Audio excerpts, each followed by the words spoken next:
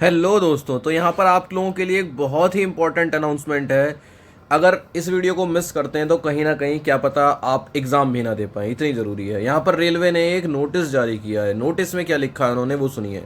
उन्होंने लिखा है कि यहाँ पर जिन्होंने भी अब तक रेलवे का फॉर्म भरा है, जिन्होंने भी, उनके लिए ये आधार वेरिफिकेशन कराना बहुत ज़रूरी है। जैसे बैंक में आधार वेरिफिकेशन बहुत ज़रूरी होता है, ऐसे ही अब रेलवे के एग्ज़ाम्स के लिए बहुत ज़रूरी वेरिफिकेशन है कराना। अब यहाँ पर दो टाइप के बच्चे आ जाते हैं। पहला टाइप जिन्होंने फॉर्म भरा नहीं है, और दूसरे टाइप जो फॉर्म भर चुके हैं।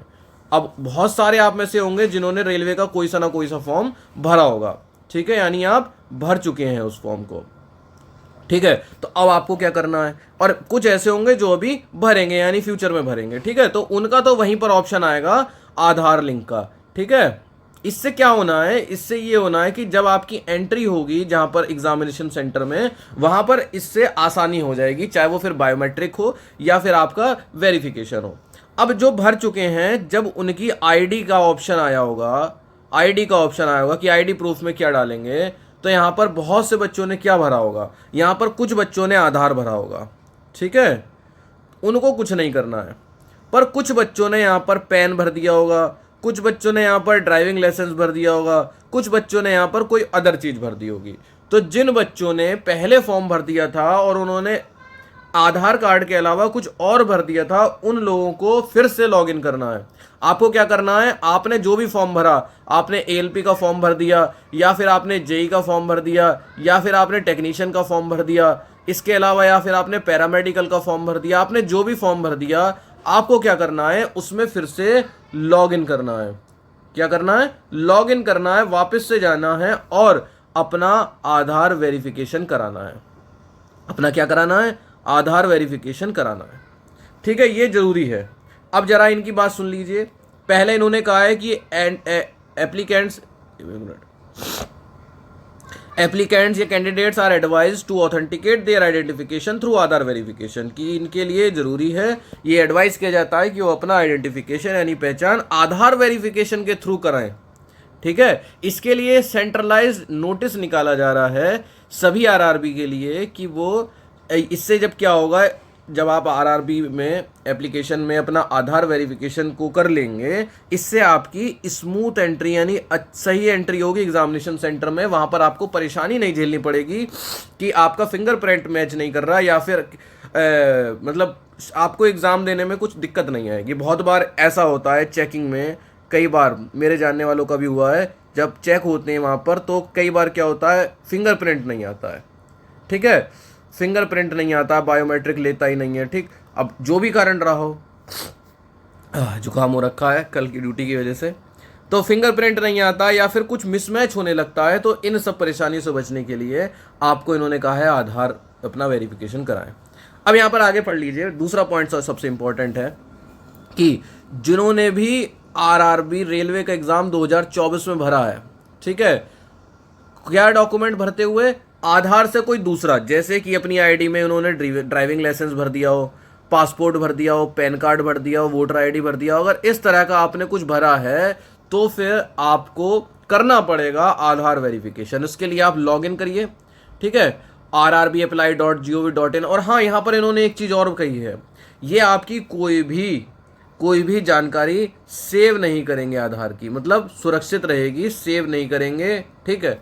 और साथ ही साथ इन्होंने ये भी सलाह दी है कि किसी गलत वेबसाइट से आप बिल्कुल भी ये काम ना कर दीजिए, रेलवे की ऑफिशियल वेबसाइट पर जाना, क्योंकि ऐसे टाइम में फ्रॉड स्कैम बहुत ज़्यादा होते हैं।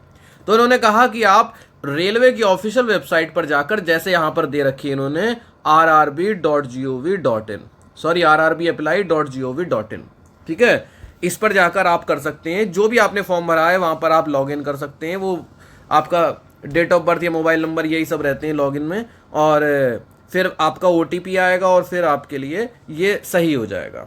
इससे क्या होगा, एक बार अगर आपने कर दिया, सिर्फ आपको एक बार करना है, ठीक है, एक बार आपने ये कर दिया तो फिर आगे से जब भी आप फॉर्म भरेंगे तो आपको ये चीज़ बार बार नहीं करनी पड़ेगी, बस एक ही बार आपको करना है, ठीक है।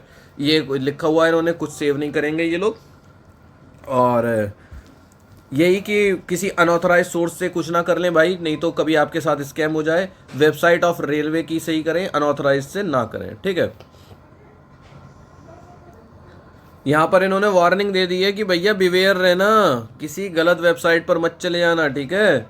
और कई सारी चीज़ें बताई हैं यहाँ पर, beware of those who misguide candidate, और गलत प्रॉमिस करते हैं आपको। बहुत सारे ऐसे लोग मिलेंगे कि भाई लाओ 4 लाख लाओ और मैं तुम्हारा करा दूंगा, इस तरह के बिल्कुल मत पड़ जाना। देखो मेरा भी रेलवे में सिलेक्शन हुआ था, हमें भी यही लगता था कि पैसे से ही सरकारी नौकरी लगती है, सही में लगता था, हमने पैसे भी बचा रखे थे। पर रेलवे का एक एक एग्ज़ाम होता गया, मैं पास होता गया। फाइनली मेडिकल आया, और मेडिकल में वहाँ के काम करने वालों ने मुझसे मिठाई तक के पैसे नहीं मांगे, वरना जो मांगने लगते हैं ना, 1 भी रुपया, जिसको कहते हैं 1 रुपया, 1 भी रुपया कहीं नहीं गया भाई, ठीक है।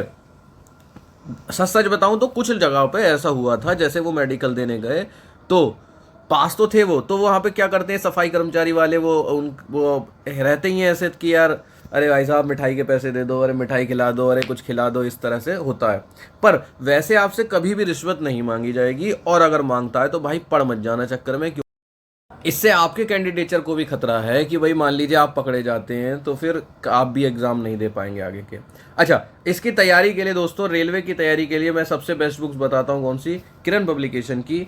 इनकी सबसे अच्छी बुक्स जो मैं पर्सनली आपको बताता हूँ, मैंने पहले ही बताई थी, जिसपे ये लिखा हो chapter wise and type wise, ये बहुत अच्छी बुक्स हैं। क्या है मैं अभी समझाता हूँ, आपको दिखा देता हूँ, फोटो दिखा देता हूँ इनकी, रीजनिंग की, मैथ की, और ये वाली बुक जिसमें कि जीए और जीएस यानी साइंस और जीके दोनों आ जाएंगे।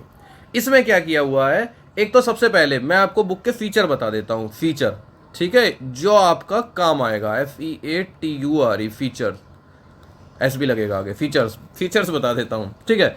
जैसे कि आप कोई भी बुक जब लेंगे इनकी, तो आप बुक के अंदर खोलेंगे तो आपको एक तो स्क्रैच कूपन कार्ड मिलेगा।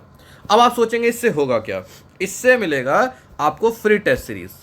इससे क्या मिलेगी आपको, फ्री टेस्ट सीरीज मिलेगी, लिखा हुआ है ना फ्री टेस्ट सीरीज, हाँ आपको मिलेगी फ्री टेस्ट सीरीज। अब आप कहेंगे मैं टेस्ट सीरीज कहाँ पर अप्लाई, तो इनकी एक ऐप आती है, ये लिखा हुआ है KICX ऐप।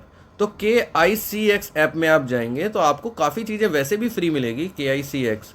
और अगर आप इनकी बुक लेंगे तो आपको यहाँ पर एक स्क्रैच कार्ड मिलेगा, इसको स्क्रैच करेंगे इस कार्ड को, तो फिर आपको क्या होगा, नंबर मिलेगा, वो आप वहाँ डालना और आपको वहाँ पर फ्री टेस्ट सीरीज मिलेगी।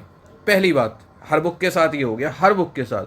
अब जब आप इनकी chapter wise and type wise वाली बुक लेंगे, अब क्या होगा, जैसे मैं आपको इसका इंडेक्स दिखाता हूँ। सबसे पहले चैप्टर का नाम आया, मान लो मैंने रीजनिंग का बुक खोल रखी है, यहाँ पर आया एनालॉगी और सिमिलैरिटी। कितने क्वेश्चन है, 826 क्वेश्चन है। फिर इसमें टाइप आ जाएंगे, type 1, type 2, type 3, type 4, type 5, ठीक है। अब क्या है, अब इसमें लिखा हुआ भी है, देखो टाइप 1 कौन सा है, टाइप 1 है questions based on related words, ठीक है, वर्ड्स के ऊपर हैं वर्ड्स, ठीक है, अल्फाबेट। अगला है questions based on related set of numbers, numbers वाले क्वेश्चन है कि इन नंबर्स में क्या सिमिलरिटी है, ठीक है। तीसरा क्वेश्चन है question based on related numbers, ये है। फिर है question based on related English alphabet, और पांचवा है मिसलेनियस यानी उल्टे सीधे क्वेश्चन। तो सब में आपको अलग अलग टाइप के मिलेंगे। पर मान लीजिए आप टाइप 2 में जाते हैं तो फिर सारे नंबर वाले मिलेंगे, फिर सारे अल्फाबेट वाले मिलेंगे, इस तरह से मिलेंगे। इससे क्या होता है, क्वेश्चंस करने में आसानी हो जाती है। हर में यही है, सब में यही है, ठीक है। अब जैसे मान लीजिए मैंने आपके लिए एक चैप्टर खोल दिया एनालॉगी और सिमिलैरिटी, और इसमें टाइप फर्स्ट में देखो किस तरह के क्वेश्चन आ रहे हैं।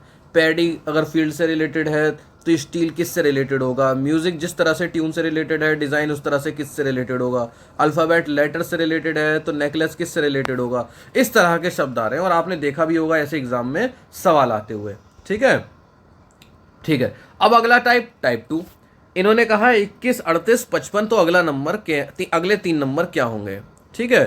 तो अब देखिए मैथ के नंबर आ गए सवाल, पर है तो ये भी रिलेशन के, पहले से दूसरे का कोई रिलेशन है तो उस बेसिस पे दूसरे का चौथे से कोई रिलेशन होगा, है ना। तो ये टाइप 2 आ गया। इसमें क्या है, सारे नंबर्स वाले सवाल हैं, ठीक। तो इस तरह से अलग अलग टाइप के अलग अलग सवाल होते हैं। बुक का जो लिंक है वो आपको डिस्क्रिप्शन में मिल जाएगा, आप डिस्क्रिप्शन में जाएंगे वहाँ से ले सकते हैं। और वहाँ से लेने का मन नहीं है कोई बात नहीं, आप अमेज़न पे सर्च कर लीजिए, आप फ्लिपकार्ट पर सर्च कर लीजिए, आप किसी शॉप पे चले जाइए, आप चाहे वहाँ से खरीद सकते हैं, ठीक है। आपको हर जगह मिल जाएगी। ध्यान रखना, इस पे ऊपर लिखा होगा चैप्टर वाइज, इसको दोबारा लिख देता हूँ, इसके ऊपर लिखा होगा क्या, chapter wise and type wise. ठीक है, चैप्टर वाइज तो होंगे होंगे और टाइप वाइज भी होंगे, तो बहुत अच्छी बात है आपके लिए। ठीक, तो आप जल्दी से क्या करिए, आप अपना आधार वेरिफिकेशन कर लीजिए भाई लोग, जिससे कि आप आने वाली किसी भी परेशानी से बचें। और इसको आप कर लेंगे, एक ही बार करना है, फिर बार बार आगे वाले एग्जाम्स के लिए नहीं करना है। आपने एक बार कर दिया तो आप जब आगे भी रेलवे का फॉर्म भरेंगे तो भी वो हो जाएगा। तो ये सिर्फ इन्होंने खुद ही कहा है कि आप इसको वन टाइम भर लीजिए। जिसने भर, आप एक बार खोल के तो चेक कर ही लीजिए, जिसने आईडी प्रूफ में आधार कार्ड के अलावा और कुछ भरा है उनको आधार वेरिफिकेशन कराना है। ठीक है, और ऑफिशियल वेबसाइट से करना है, किसी गलत वेबसाइट पे पढ़कर अपना नुकसान नहीं कर लेना है। ठीक, तो ध्यान, अब आप में से कुछ सोच रहे होंगे अरे क्या पता मैंने आधार ही लिखा हो, पर इस चीज़ के लिए कंफर्म होने के लिए क्या करिए, आप अपना जो फॉर्म है, जो आपने फॉर्म भरा है उसको खोलो, लॉग इन करो उसको, ठीक है, और चेक कर लो एक बार। ठीक, उम्मीद है किसी का छूटेगा नहीं आधार वेरिफिकेशन, ज़्यादा से ज़्यादा लोग देख लेना इसको।